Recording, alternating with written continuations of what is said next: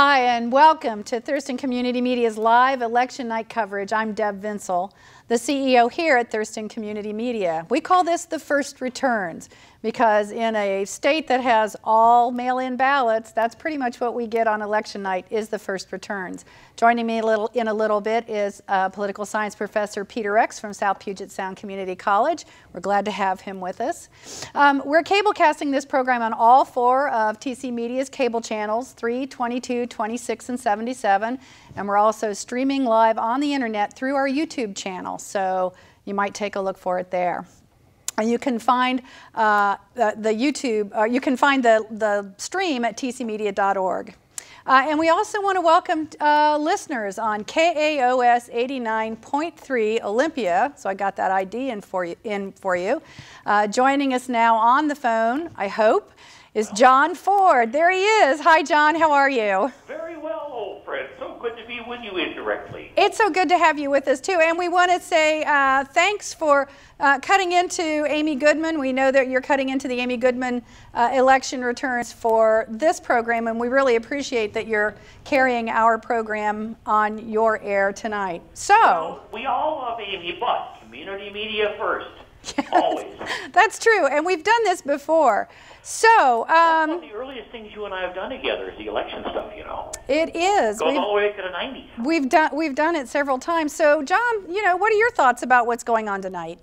It's been a strange evening. I have tried to keep my hubris to a minimum because whether I like it or not, I know that not everyone I love is going to win. That's the reality of it. That's the reality. I know the races are going to be too close to call, even the ones they're calling. I mean, I just noticed here online that they're calling the Texas race, but they're 49 and 49% with 38% in. Right. So yes, we are waiting for many people to sing, of all genders. And what about our local races? What's your take on what's been happening locally? This has been the weirdest, ugliest bunch of race mailers I've ever seen in my life. Yeah, Peter and I are going to talk a little bit about that too. So swirly. The level of fog and I don't know, fertilizer around this. That's one way to put it. That's one way to put it. Well, you know, I'm on radio. I can't say certain words either. So one chooses one word carefully. But we've had folks in from the various initiatives and some candidates. It's been vitriolic, far more than usual. And even amongst people on the same side of any given fence, there's been a lot of needless infighting. Right. And demands for purity. I wonder when we're going to wake up and realize that sooner or later we're all hanging together. Right, right. Well, there's a lot to get to tonight, and again, we want to thank you for taking our programming onto your air tonight, and we want to welcome the listeners from Chaos to hanging with us as we go through the first returns for Greater Thurston County. So indeed. Thanks. And one last note, let's face it, if you like what you hear and what you see, you better support it. Thanks for the plug, John. We appreciate it. Support community media. So thanks again, John. We appreciate you being with it. So I'm going to turn to you now, Peter, to talk. Oh, and for our viewers, we will be getting the results. The polls closed at 8 o'clock, and it does take the auditor's office a few minutes to get that tabulation together. So as soon as we get those results, we will be bringing them to you. But that's why we've invited Peter to join us, is because we have a little bit of time to fill, and there's lots to talk about. There sure is, yep. So I was saying, you and I were talking earlier, that the kind of the vibe just in the air today feels a lot like it did 2 years ago, but for very different reasons. Yeah, I mean, I think there's a couple things happening. We are continuing to get more and more polarized politically as a country. And then the second thing is the amount of money that's being spent on these races and these initiatives is so much, and people are just looking for anything that might sort of grab a couple voters' attention. And a lot of times that's negative advertising and negative messages. One of the things that I've noticed since I've lived here now for 28 years and was always pretty impressed that the local election process and cycle was usually pretty civil, but we saw some changes in that this year. Yeah, I think you had a lot of mailers coming through with all the money, and one of the mailers that got some national attention was asking people to vote for a candidate as a write-in to try to siphon away votes from Ty Menzer, who is a Democrat running for the Thurston County Commission. The person, E.J. Zeta, was not somebody who wanted to have her name written in on ballots, and she is supporting Ty Menzer, and so it was an effort to kind of drive votes away from him, and this is kind of something that is meant to trick voters, and it's really something we don't see here in Thurston County. And what's the recourse for that? I mean, well, we'll have to kind of wait and see what happens. There'll probably likely be a complaint with the Public Disclosure Commission, and we'll see what happens next. One thing I was talking with my students about is I'll be curious to see how many write-in votes does she actually get, and then see if there's any harm that's actually been caused. So that's something that I think would be taken up with the auditor. So on the ballot this time around, there are some big initiatives that have gotten lots of airplay, lots of money put into the pros and the cons for some big initiatives statewide. And we'll share the results from Thurston County, but we'll also share results from the Secretary of State's office when we can. So the environment is, being looked at. I mean, there's the carbon tax thing. There's the grocery tax initiative. There's the police training and force reduction kind of training. So let's talk a little bit about those. Sure. Which should we start with? Let's start with 1631. That one's gotten a lot of attention. Okay, yeah. So this is kind of the second effort to have a carbon tax in Washington State. We tried this initiative I guess it was last year. It didn't pass. And it was a lot of environmental groups were split on how the money should be spent, and so now they kind of came back a little bit more unified with the tribes and other environmental groups. And so they have a carbon tax. It's now a carbon fee because it's not money that's going to go directly to the legislature to spend. So can we pause just for a second and just talk about what is a carbon fee? So what they do is they charge basically polluters, large polluters who produce great amounts of carbon. So it would be energy companies, petroleum and natural gas primarily. Some groups were exempt from that, and it's going to be $15 per metric ton until we reach certain climate change greenhouse gas goals from half of the level from 1990. And so the upshot for consumers and families is it's likely going to lead to higher gas prices and higher electricity prices. So as I said to my students, it's a classic trade-off. If you want to try to make this improvement for the environment, it's going to have some cost. And some of those costs would be borne probably by the power companies and petroleum, but they're likely to pass a good amount on to the consumers as well. So who's been opposing this initiative? Well, there's been the people that are for it are a lot of environmental groups and Native American tribes and a lot of health groups, the Lung Association, folks like that. And then, of course, the oil companies are fighting this like mad. And they're spending over $30 million to try to defeat that, which is going to be a record in the state for a ballot measure of how much people are spending. So that's just massive. And that's why you're getting mailers and why you're seeing so many TV ads. Literally, it's like having a hard time figuring out how to spend that amount of money. And so that's what we've seen on the carbon tax. Okay. So let's talk a little bit about 1634, and that is the taxes on items for human consumption. Yeah, this is a very interesting one. It's a couple of months back in the city of Seattle, they passed a tax on sugary beverages, essentially on soda.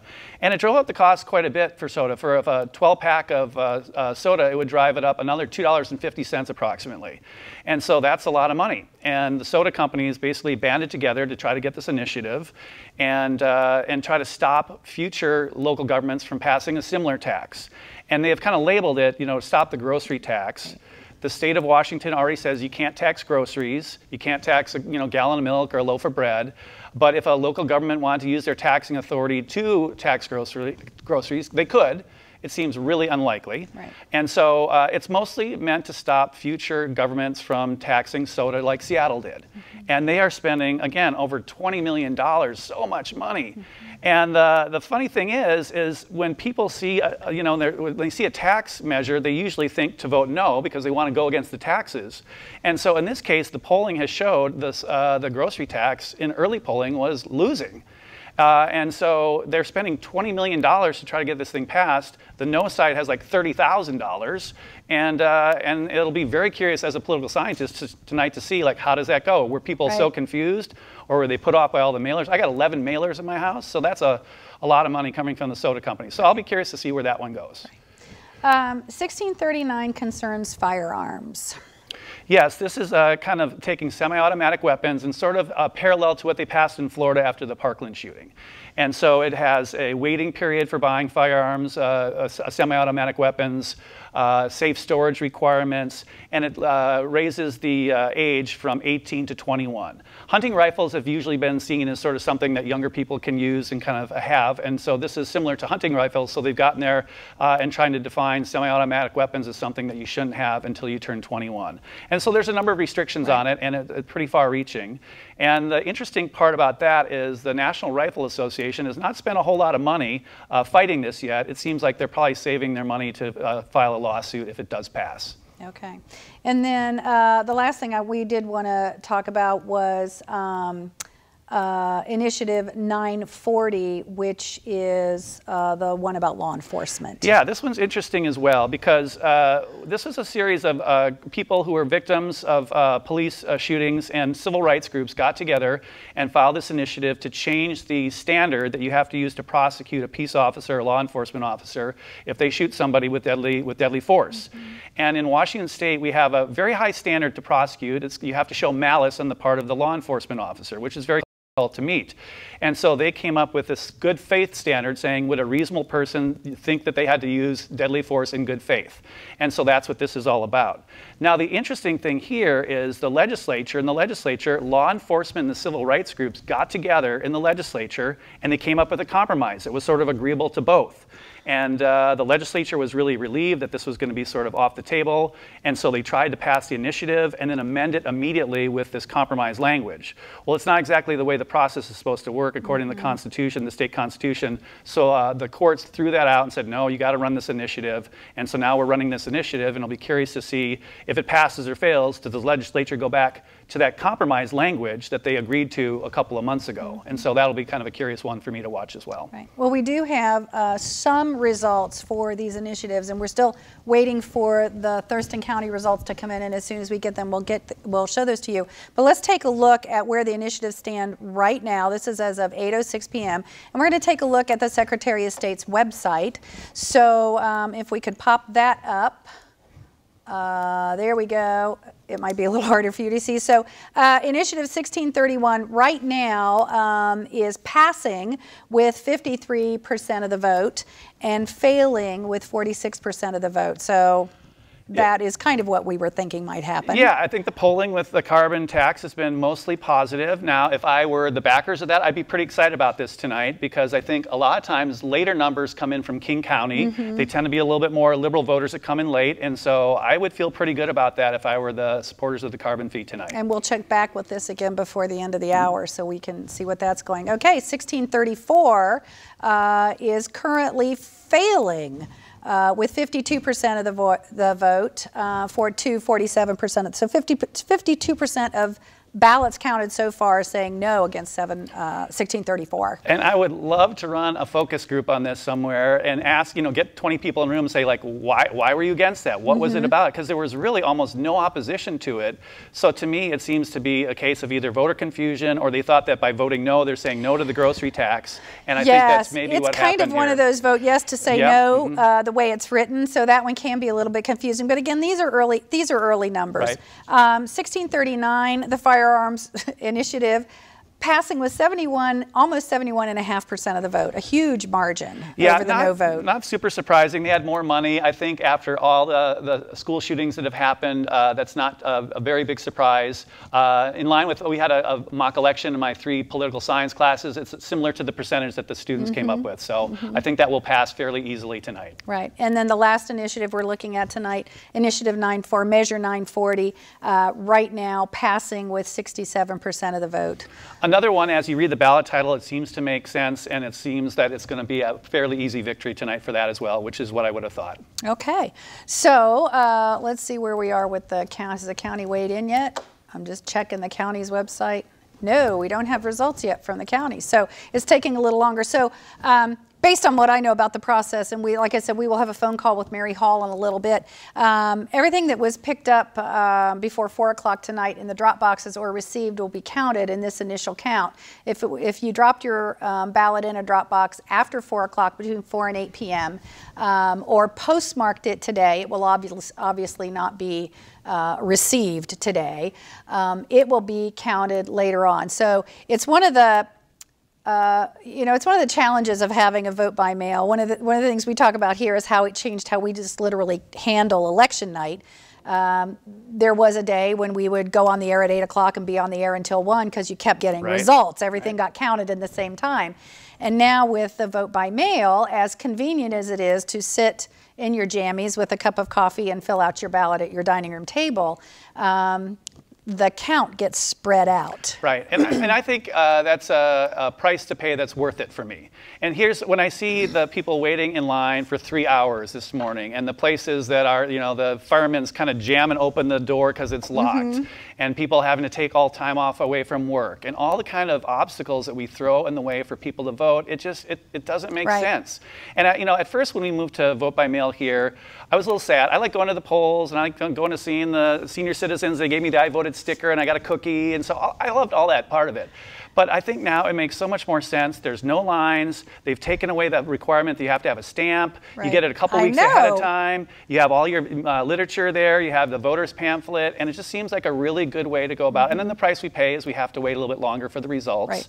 And that, to me, it's worth it. Especially I think it works on really well. close races. I mean, I can think of a few things over the last few years that it was the third or fourth or fifth count before certification, before you knew who the winner was, and and the lead might change 2 or 3 times on those subsequent counts. Right, and I was talking to a reporter about this a couple weeks ago, and she said that she had to kind of alert the East Coast about why we do it the way we do it, and that they should be prepared to know that you might not have the final results, especially in some of these close congressional races and things like that. Okay. And so that is one of the downsides. Great.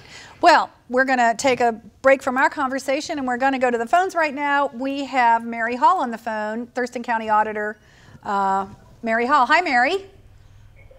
Hi, how are you? We're really good. How are you? I'm doing great, doing great. Yeah, so how are things going? What's going on over at the election shop? So the results should be showing up online anytime, and turnout is looking very good so far. So we're at just about 52%, and for this time in the election, that's very good. But the ballots that we picked up late from the drop box today, we have about 19,000 ballots in-house that will not be in tonight's count. And then how many do you anticipate receiving in the mail? That's always the big question, because since they consolidated postal facilities, there's about a 2-day lag time, so the ballots we'll be receiving tomorrow were the ones that were mailed on Monday. So our mail has been averaging around 4,000 to 6,000 a day.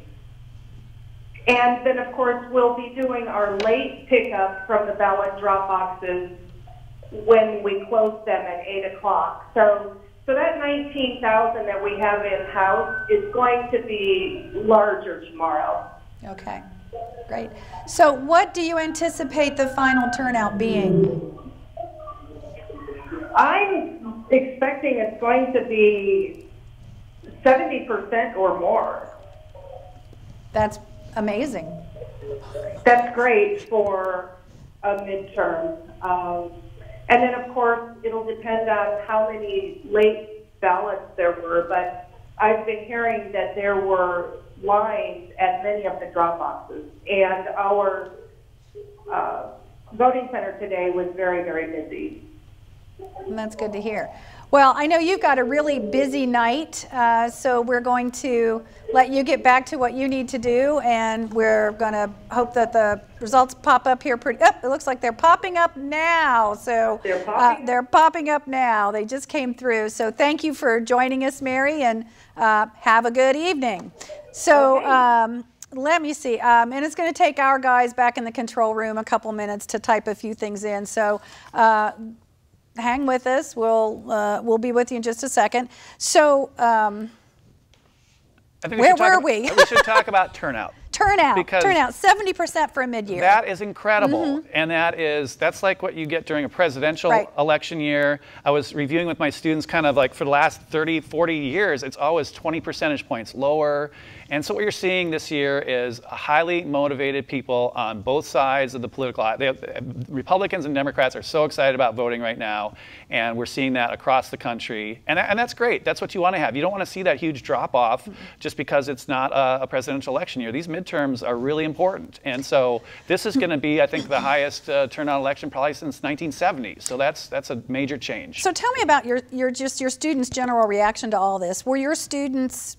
Were they going to vote? I mean, I would, I think, extra credit points, or? Yeah, I think, we run a mock election in my class, and I think that as they go through the quarter, they get more interested and more engaged and more excited, and then you start to review the candidates, and you start to review the ballot measures and the local ones, and they start to realize, like, this is my money, I'm going to be spending sales tax, or this is going to be better bus service, or I want the carbon fee to pass, or whatever it is.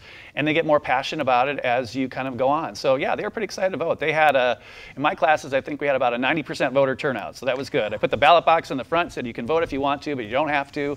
And so that was great. I was really encouraged by that. And did you see trends in your class? Was there, and what is the age span of your class? Yeah, I'd say because I know it could be young. Yeah, they're between probably 17 and in their 20s. You know, some people are a couple older students for sure.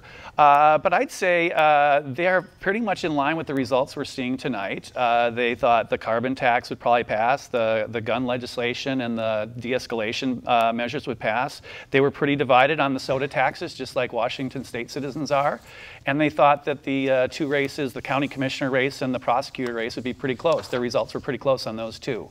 So I think they're in line with kind of what Washington citizens are saying. And so, but I promised I would tell about their predictions or how they voted in class. So now we've covered that. Okay. Yeah. Did they have predictions? Well, I'm saying through their voting. Like that was their kind of where I thought their predictions coming out. Were there preferences specifically? Oh, sure. You have some students. We're a fairly Democratic county, leaning county, and the students reflected that. But one of my classes is quite conservative, and they had a handful of votes for a lot of Republicans and the Libertarian candidate running for the legislature. Great. And so, yeah, it varies. It always varies from year to year.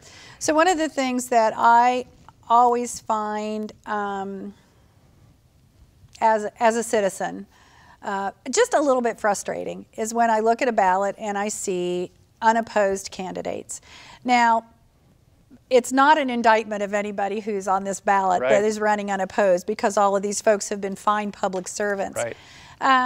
Why do you think it is that people don't step forward? Why is it people maybe don't want to run for office? Yeah, I think it's a great question, and I always am a little disheartened as well when I see people aren't running and there's no opposition, and I think that's a challenge in our democracy. I think you have to put yourself out there in public. That's always difficult. To take on an incumbent, it's really difficult to beat those people. There's usually a filing fee involved. I was having dinner with my 17-year-old son tonight. He said, I think I'm going to file for one of those seats one day that's unopposed, and just so you give people a choice. And so I think that you can have those kind of opportunities, and I wish more people took advantage of them, but it's difficult, and a lot of times now we're not really valuing public service, and so it's not an easy thing to ask people to put themselves out there like that. Right.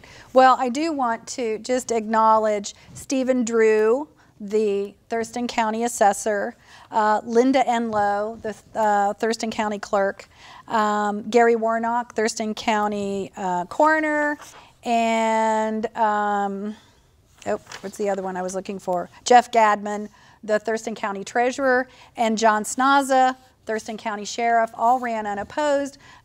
We've spoken to all of them over the years, and we do want to thank them for their public service and for, stepping up and tossing their hat into the ring again. So I'm going to just kind of toss to my control room. Do we have a couple of races we can share? Graphics? Working on it? Okay. So let's go back to the state. Let me look what we got here. I want to look for... do federal? The Congress? Yeah, I was going to look for the congressional seats. So let's look at our Senate seat. So we could pop that up. Maria Cantwell, the incumbent, versus Susan Hutchinson. And Maria Cantwell is leading with almost 60.5% of the vote. that doesn't surprise me. No, you know, this is again a Republican or Democratic-leaning state, and it wasn't a well-funded challenger. Susan Hutchinson's been around for quite a long time. Yeah, she's got lots of name recognition. I mean, she's done well in the debates. She's a great presence, all those things. But I think in this case, there wasn't a lot of attention given to her by national Republicans and other groups that would typically fund these challengers. They saw the same polling that everybody else saw, and so tonight Maria Cantwell will be reelected. Yeah, and then in the 10th Congressional District, Denny Heck leading that race with 64.5% of the vote. Joseph Brumbles, his opponent, with 36% of the vote roughly. Again, not a surprise. No, Denny Heck has been a name in this community for many, many years. Right. Lots of accomplishments. He's now the incumbent for a handful of years, and so that's not surprising. Not a very well-funded challenger again, and so that district has become pretty strong Democratic. Right, and considering that that is the newest district in the state of Washington that was formed after the last census. Right. And that is what split let me get up here and see the 3rd Congressional District, because we used to be in the 3rd Congressional District. And for a period of time, Jamie Herrera Butler was our congressional representative, but now she represents the 3rd District, which is South County and all the way down to Vancouver. Right. She's currently leading her race with 52% of the vote against Carolyn Long with 47%. So that's a much closer, that's a much tighter race. Yeah, I think there's going to be 3 competitive congressional races here in Washington State. This is one of the 3.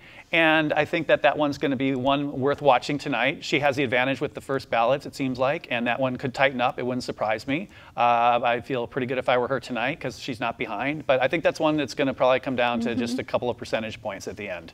So that one, and then what are the other 2 that you think are competitive? The 8th District. Which is Dina Rossi and Kim Schreier. And actually, just for your information, Kim Schreier currently leading with 55% of the vote, roughly. Wow, okay. Yeah, so that's an early probably be a Democratic win. pickup, and then Lisa Brown and Kathy McMorris Rogers in Spokane. And that would be the 5th? 5th, Yeah, the 5th. Kathy McMorris Rogers currently leading that one with roughly 55% of the vote. Okay, so we're seeing one probably likely Democratic pickup. It looks like the Spokane race will probably go to the incumbent, and then the Southwest Washington I think is probably a little too early to call. Okay, so how are we doing in the control room? We got 3 or 4 or 5 races? I have to madly type this stuff in. Nope, still typing in. Okay, if we can just get the Thurston County races, if we've got those up, we could show those.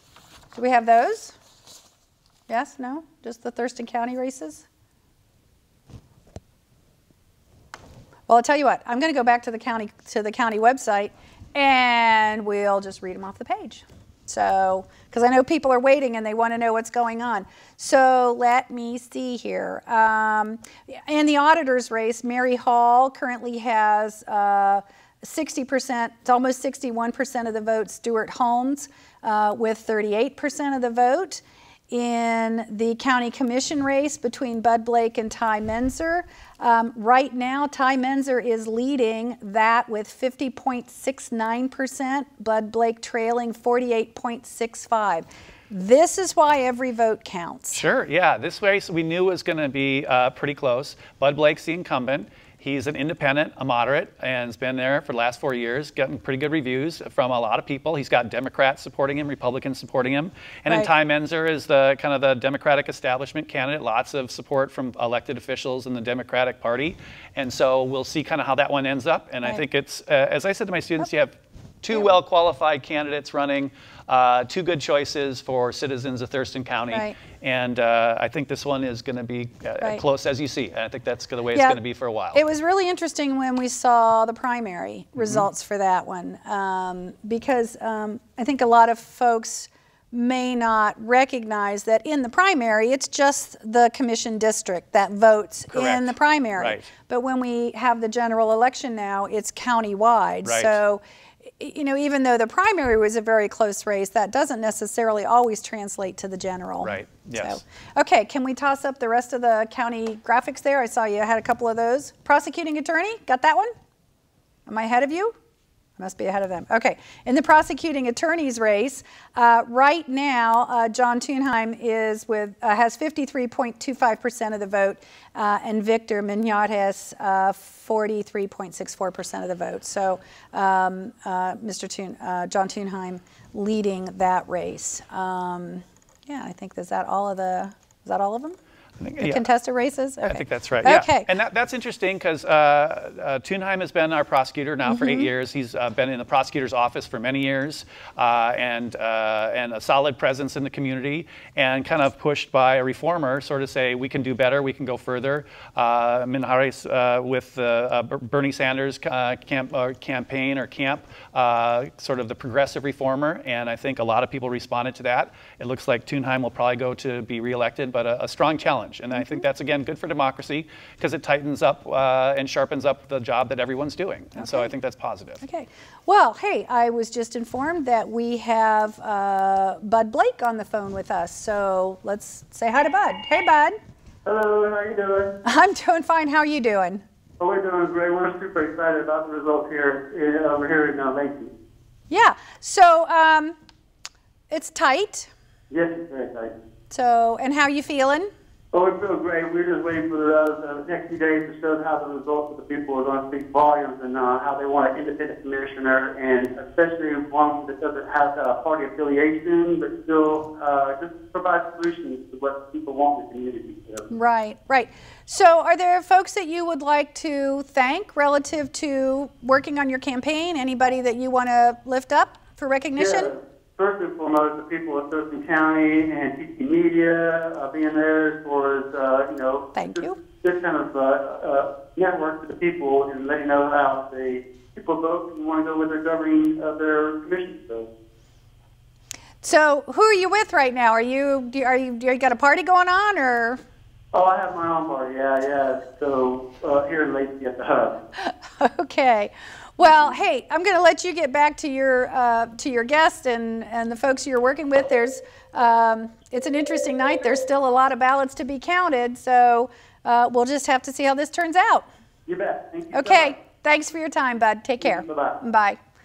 So that was current County Commissioner Bud Blake, but as we've seen with this first count, it's a very tight race. It's a close race. Again, when you have two well-qualified candidates and they each have a slice of the population who supports them, this is what you're going to get. And I think it's a hard choice for a lot of people. And I think this is going to be close for several days. Okay. So a couple of other things that I'm going to look at right now. Actually, I'm going to get this one off of the what am I doing? I can't chew gum and host a show at the same time. Legislative seats. So I want to look at the 22nd district because the 22nd district is fully encompassed here in Thurston County. See if I can find it. Zoom in. Where is it? It's down here someplace. Oh, there it is. Okay, found it. There it is. Okay, so in the 22nd district, Lori Dolan is leading her race. C. Davis, her opponent. Lori Dolan is leading with 70.26% of the vote, and she is position 1 representative in District 22, and for position 2 in the legislative district, Beth Dolio, also leading with a little bit more than 70% of the vote. So I think it's probably fair to say, congratulations, ladies. Yes, they are on your re-election. Going to be re-elected. They both were in for just 2 years so far, so they're both new representatives in our state house. And so congratulations to both of them. They've had a great first session, and they have both been very good about coming up and talking with students at SPSCC. So I want to thank them both for that, and congratulations. And they really work as a team for the citizens in the 22nd. Them and then Sam Hunt, Senator Sam Hunt. I've seen them together in conversation, and you can tell they enjoy working together and they enjoy serving, and they work well together. Yeah, they're very collegial, and what I also like is that they each have their own specialties. So Lori Dolan, 30 years in education. She's a total expert in that field, and she's brought a lot of good, important ideas to the forefront. One of the ideas I personally like a lot, she has pushed a bill last year that passed that said high school students have to have a class in American government in order to graduate. So that is good for me and good for the citizens and good for our democracy. And Beth Dolio is an environmental expert. She's got a long career in a variety of organizations. And so when it comes to environmental issues, she is just a top-notch expert. I was just told we have John Thunheim with us on the phone now. Hi, John. Are you there? I'm here. Hello. Hey, how you doing? Doing great. Yeah, and the evening looks pretty good. Yeah, we feel good about the results so far. We've got a nice lead and looking forward to more counting. Great. So is there somebody you would like to lift up for acknowledgement from working on your campaign or just your support structure? You know, I just had the greatest team with me in this whole campaign. We've had a great base of supporters that have worked really hard going door to door and talking to voters, and it's hard to single anybody out because everybody has just worked really hard, and I can't thank them enough for what they've done. So you have a fairly comfortable lead right now. So as this rolls forward, what are you looking forward to potentially in a new term? Well, you know, I am really interested in moving forward with all the things we've been working on in criminal justice reform, continuing to look for ways to get people out of criminal justice that don't belong there, prioritize our resources on the serious offenders, and then really look at digging into this issue of bail reform and trying to have a better reentry process for people coming out of jail or prison. Okay. Well, I'm going to let you get back to whoever you're with. I would imagine that you might have some kind of a celebration going on. So we want to thank you. We want to thank you for your time and for your service. Absolutely. Thank you so much, and thanks to everybody out there that supported me. I really appreciate it. Thanks for being with us. Take care. John Thunheim, prosecuting attorney, currently leading with, there it is, 53% of the vote, and Victor Miñares, his opponent, with 43% of the vote. One thing I think interesting there is that there might be a national move to have some justice reform, and I've heard kind of that, like Congress would potentially take that up if the Democrats take over the House potentially, and that might be an area where the two parties could work together. And we could see this also happening then at the local level with the kind of things that Prosecutor Thunheim was talking about. Okay, so we're going to take a little tiny break right now, and there's just going to be some graphics and music playing so that we can get a sip of water and just take a break. So stay with us. We'll be back with more of the first returns in just a moment.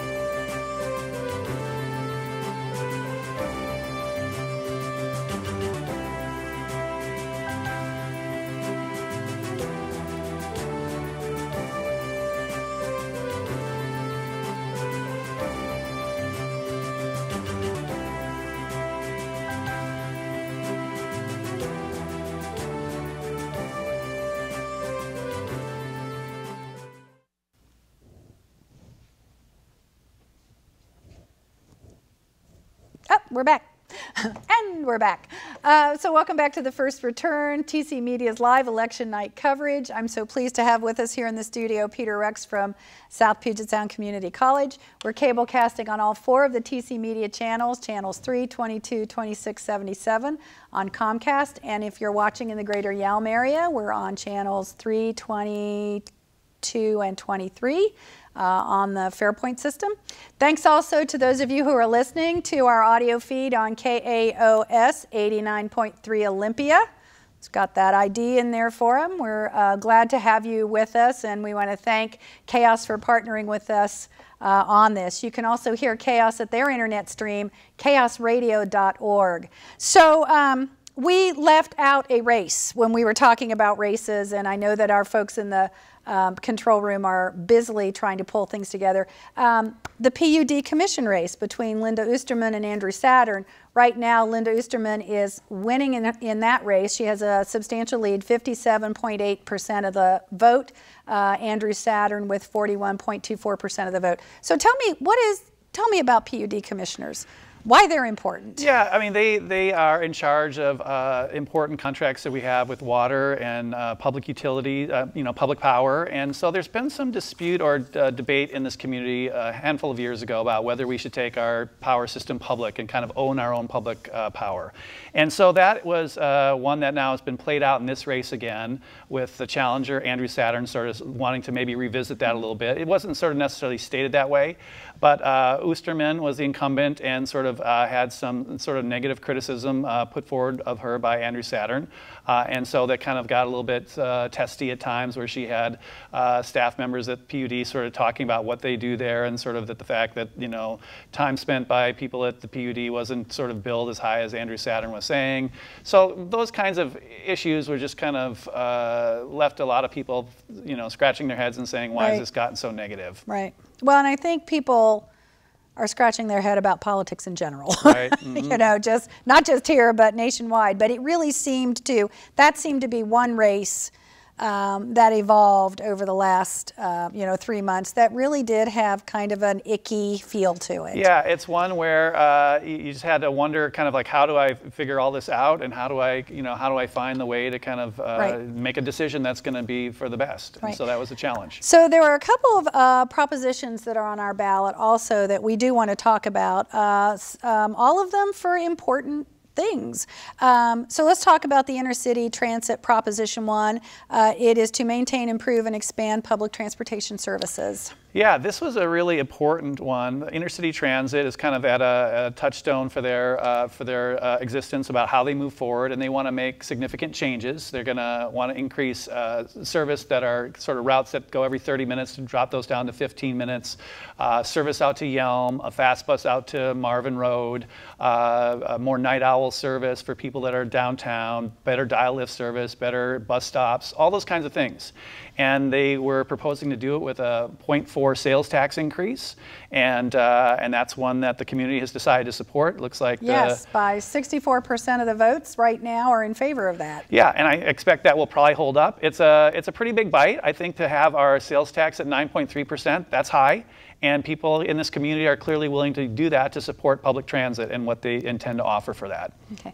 There's a whole discussion about taxing I know that we could have, but that's for another time. All right, both the cities of Tumwater and the city of Lacey have propositions to form and fund park districts. Right, so this is pretty straightforward. When I was talking with my students, I really like these ideas of saying, if you want more parks and these kinds of projects, here's how we're going to get them. We're going to get property tax. And so in Lacey, they were looking at taxing at 45 cents per thousand. So if you have a $200,000 house, it'd be about $90 a year, increased property tax. And for that, you get more public parks, more maintenance. They talked about maybe an indoor arena or a civic center. All those kinds of things would raise like $2.5 million a year. And so that was what they're hoping to do with it. The Lacey City Council was mostly behind it. And right now, it looks like it's losing by a little bit. By a little bit, yeah. The Lacey Proposition 1 currently is 46% in favor, 57% not in favor of that. But again, this is just the ballots that are in for today. Well, yeah, we'll see what happens with that, and right. and that one is, I think one of the challenges that park districts face is property taxes are hard to pass in a lot of cases, and we've seen taxes pass for schools and school levies and bonds, and in Olympia for more police and other things like that. So there's been a lot of different taxes on the ballot, and I think property taxes are sometimes a little bit more challenging. Right.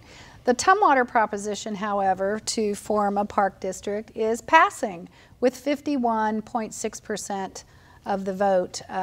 Those against it, 48.4%. And I know we're trying to get Pete Komet on the phone, so hopefully we'll get Mayor Komet on the phone to talk with us about this while we're talking about this. Yeah, a very similar measure, again, with a similar taxing structure, so about $90, $94 on a $200,000 house. And they kind of talked about the different parks and different trails that they want to develop. They have some parks that they've already purchased, but they haven't developed them yet, and so they would get to work on those kinds of things.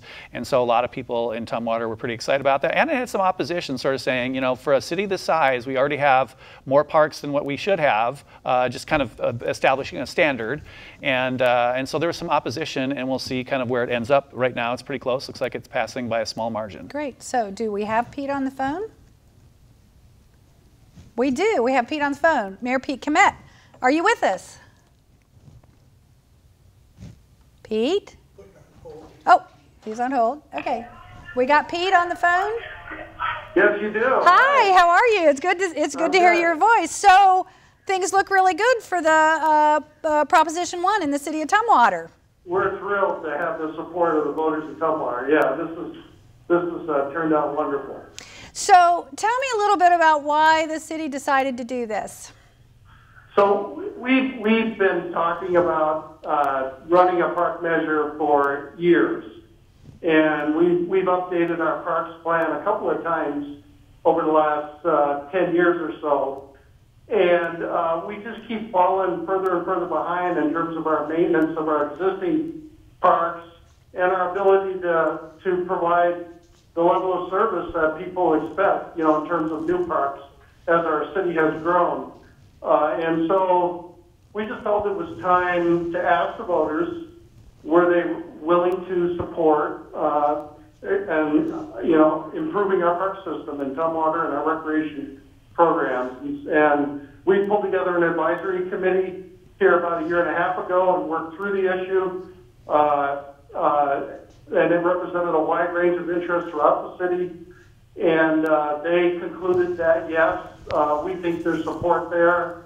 We worked with them to pull together a package of projects that we thought people would identify with. And then got out there and talked to hundreds of people out there, actually a couple thousand voters over the last couple months, just answering any questions and asking for their support. And again, I'm just thrilled that the voters came through and have confidence in us to do a good job with their money. Well, it looks really well, and I know there's still ballots that will be coming in to be counted, but you know, it's close, but it looks strong. As we've been out doorbelling the last week or two, it was clear that there was strong support for the people we were talking to. As we were waving signs out on the corners of the street, we were getting a lot of thumbs up and horn honking, and yes, I'm voting for that. So I feel reasonably confident that this will hold. I am disappointed that Lacey's measure did not pass, but it just shows you how difficult it is to convince the public that it's worth increasing their property tax for a reason. Well, and I know the Lacey initiative is, it doesn't look like it's going to pass, but there still are ballots out, so you never know. Things can change. That's true. Yeah. Hopefully they're optimistic that something will happen there. Right. So I want to thank you for spending time with us tonight. You need to get back to, I know you're probably there with some folks who have a little celebrating to do, and we wanted you to get back to them. Thanks for taking time to be with us tonight. Thank you. Thanks for contacting us, and have a great evening. You too. It was Mayor Pete Komet from the city of Tumwater, and they're celebrating their victory with Proposition 1. You know, it's a reminder, it's great conversation, it's a reminder that these things don't pass just through magic. It takes a lot of work, doorbelling, communicating, getting together with your citizens, having them tell you what they're interested in, what they want. And if you do that in this community and tell that, people will often support you on these kinds of asks. Well, and I was looking at these things like the transportation and the park district, and there are quality of life initiatives or propositions. And generally speaking, it's been, you know, what I have witnessed is that people in the greater Thurston County area tend to be supportive of those kinds of quality of life efforts. Yeah, I think that's right. And I would also say for Lacey, I wouldn't be surprised if they come back and try it again. Sometimes it takes people a couple of times to get used to the idea, to learn more about it, to kind of get their head around like what would this include, what would we get for this money. And so I've seen in the school world sometimes where you come back a second time and you get the voters to agree with you. You know, sometimes too it's a matter of you know, making sure that people understand, you know, the what and the why. And, you know, if you go to a park and it's in need of maintenance or whatever, and you grumble, it's like, why don't they take care of this stuff? Right. Well, this is the kind of reason. Right. Like, you need these kinds of revenue generated Right. in order to be able to maintain and to advance and develop. So. Right. And that's why it can be a hard story. Sure, and I like both these. Basically, you're saying to the citizens, do you want this service, and here's how much it will cost you. And then Right. you get to see the result. And Right. if you don't like the result and want to try again, you can, and you'll see what the citizens have to say about it. Okay. So I want to take a moment now, and I want to kind of run through the results that we have for tonight. So if my control room can just pop up some graphics, we'll go through them with our starting with our elected officials. We got those? Somebody's nodding. Okay. Yay, there we go. Okay, and thanks. So I do want to acknowledge my crew in the control room. These numbers don't appear on these screens magically. They literally have to be keyed in manually, so they've been in there madly trying to key these in and make sure they're accurate. So in the Thurston County Commission race as of tonight, Ty Menzer is currently leading with, as you can see, 50.7% of the ballots that are in right now, with the incumbent Bud Blake trailing. Now again, as Auditor Mary Hall told us, there are still several thousand, you know, she said they have 19,000 ballots that have not been counted, plus things that are going to be picked up and stuff that is coming in the mail. So there are thousands of ballots yet to be counted. And this race is very, very close. So we're going to have to wait a couple days to see how this rolls out. Moving on.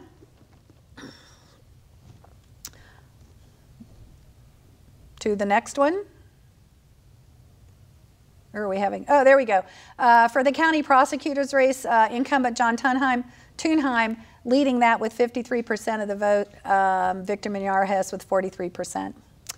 Next, we've got Thurston County.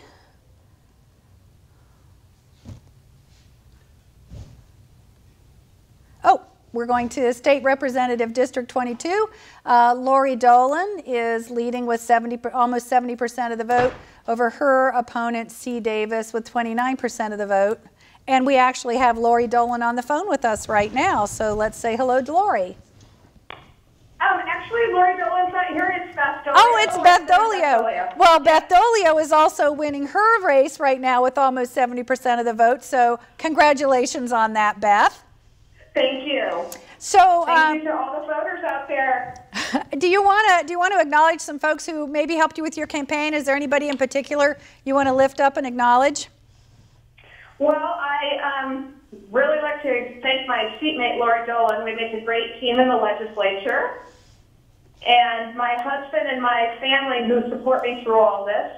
And there's all kinds of people out there who are out knocking on doors on issues that I care about and for me. So we actually earlier we had mentioned, I had mentioned that you and Lori make a really good team. representing the 22nd District. Are there some specific things you're looking forward to tackling in the new legislature? Well, I'm really looking forward to continuing to tackle climate. We know from the IPCC report that we've only got about 12 years to really turn things around. And I'm looking forward to working on making our buildings more efficient and our transportation less dependent on fossil fuels. Okay. And moving towards 100% fossil-free electric sector by 2045. Okay. Well, I know you've probably got folks that you're celebrating with there, so I'm going to let you get back to your evening. But we do want to thank you for taking a few minutes to be with us tonight, and congratulations on your race. Oh, thank you very much. Appreciate it. You're most welcome. Okay, we're down to the last 2 minutes of our program, so I want to run through a couple of other things in the federal races. The 10th Congressional District, again, Denny Heck, Congressman Denny Heck from the 10th District is winning his race handily with 64% of the vote. That was not a big surprise to us. Also on the federal level, Maria Cantwell is winning her race with 60% of the vote as it stands right now. So those are our federal representatives.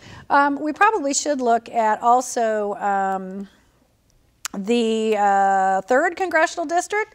Jamie Herrera Butler is still leading, but that is still a very tight race. So, you know, that could change in the next couple of days. So that's one to take a look at. And then also we want to look at, where's the, oops.